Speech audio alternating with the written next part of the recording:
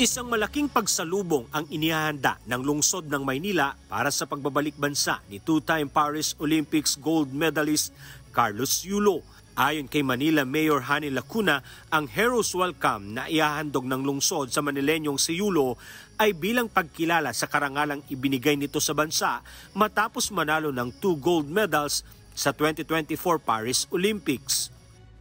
Ang pamahalaan lungsod ng Maynila, kasama siyempre ang buong Maynila, ay naghahanda po ng isang homecoming Heroes Parade para po sa ating natatanging Manileño na si Carlos Edriel Yulo.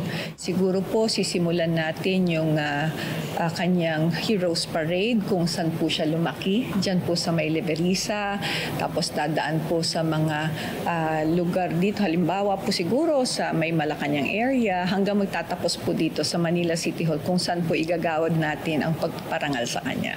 Si Carlos Yulo ang kauna-unahang atletang Pinoy na nakakuha ng 2 gold medals sa Olympics. Una nang nagwagi ng ginto ang 24-year-old gymnast sa floor men's exercise. Nakuha rin niya ang gintong medalya para naman sa vault finals ng artistic gymnastic competitions sa 2024 Paris Olympics. Dahil dito, kabi-kabilang parangal at pagkilala ang nakatakdang matanggap ni Yulo mula sa pamahalaan at mga pribadong kumpanya at individual.